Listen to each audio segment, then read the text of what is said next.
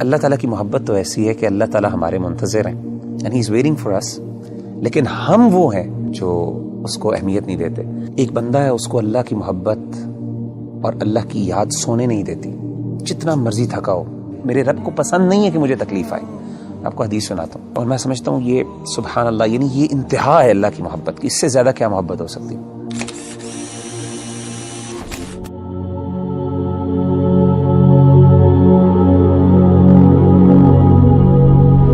اس دنیا میں ہر انسان جو ہے نا کسی نہ کسی اسٹرگل میں لگا رہتا ہے، اور آبویسلی مسلمان ہونے کے ناطے بینگ اے مسلمان کی یہ جد و جہد ہوتی ہے کہ اللہ کی محبت اس کو مل جائے، اللہ سبحانہ و تعالیٰ اس سے محبت کرنے لگ جائے. تو آپ یہ بتائیں کہ کس طرح ایک انسان کیا وہ عمل کر لے، کیا وہ بات کر لے، کس چیز کو اپنا لے کہ اللہ سبحانہ و تعالیٰ کی محبت اس کو مل جائے اور اس کو یہ فیلنگ آنے لگ جائے کہ اللہ سبحانہ و تعالیٰ میرے سے محبت کرتے ہیں. دیکھیں ربی بھائی، اگر کوئی بندہ یہ جاننا چاہتا ہے نا کہ وہ یہ پہچانے کہ اللہ تعالیٰ اس سے کتنی محبت کرتے ہیں، تو اس کو چاہیے کہ وہ اپنے دل میں دیکھے اور وہ یہ جانچیں کہ اس کو اللہ تعالیٰ سے کتنی محبت ہے. اگر وہ اللہ سے محبت کرتا ہے، واقعی محبت کرتا ہے، تو اس کو خوش ہونا چاہیے کہ اللہ بھی اس سے محبت کرتا ہے.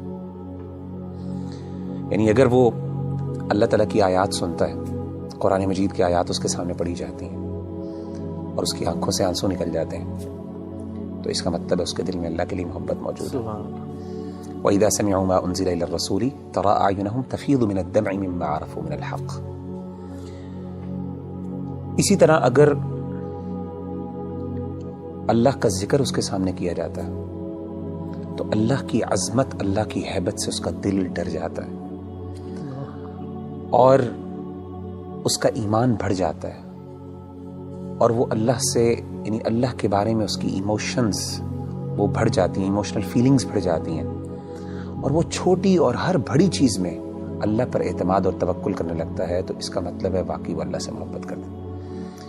انما المؤمنون الذين اذا ذكر الله وجلت قلوبهم واذا تليت عليهم آياته زادتهم ایمانا وعلى ربهم يتوکلون. اسی طرح اگر ایک بندہ ہے، اس کو اللہ کی محبت اور اللہ کی یاد سونے نہیں دیتی، جتنا مرضی تھکا ہو، آدھی رات کو بھی تھکاوٹ سے چور ہے، لیکن اللہ کی یاد اور اللہ کی محبت کے اندر وہ اٹھتا ہے، اپنے گرم بستر سے نکلتا ہے اور جا کے اللہ کے سامنے کھڑا ہوتا ہے، ٹھنڈے پانی سے وضو کر کے اللہ کو منانے کی کوشش کرتا ہے. اس کی آنکھوں سے آنسو نکل رہے ہوتے ہیں، اس کے جو ہے اس کے رونگٹے کھڑے ہو رہے ہوتے ہیں، اس کو گوز بمز آ رہے ہوتے ہیں. تو یہ وہ بندہ ہے جو اللہ سے واقعی محبت کرتا ہے. اللہ کہتے ہیں تتجافى جنوبهم عن المضاجع يدعون ربهم خوفا وطمعا ومما رزقناهم ينفقون.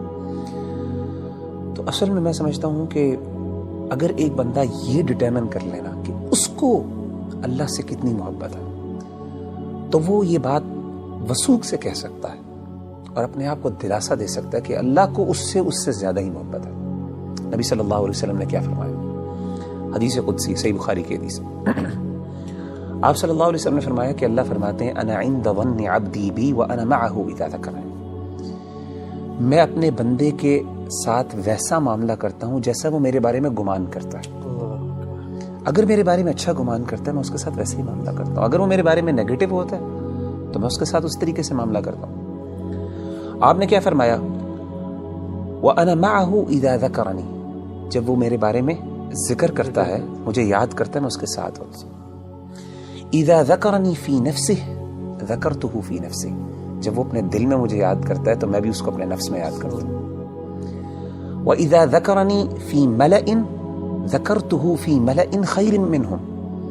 جب وہ اپنے دوستوں کی مجلس میں، اپنے محبت کرنے والوں کی مجلس میں مجھے یاد کرتا ہے تو میں بھی اپنے پسندیدہ لوگوں کی مجلس میں اس کو یاد کرتا ہوں، فرشتوں کی مجلس میں. اور آپ فرماتے ہیں ومن تقرب الی شبرا تقربت الیہ ذراعا. اور جو میرے قریب آتا ہے ایک شبر، ایک بالشت، میں ایک گز اس کے پاس چل کے آتا ہوں. ومن تقرب الی ذراعا تقربت الیہ باعا. جو ایک گز میرے پاس آتا ہے میں 2 گز اس کے پاس جاتا ہوں. ومن اتانی یمشی اتیتہ ہرولۃ. جو چل کے میرے پاس آتا ہے میں اس کے پاس دوڑ کے جاتا ہوں. سبحان اللہ. یعنی اللہ تعالیٰ کی محبت تو ایسی ہے کہ اللہ تعالیٰ ہمارے منتظر ہیں and he is waiting for us.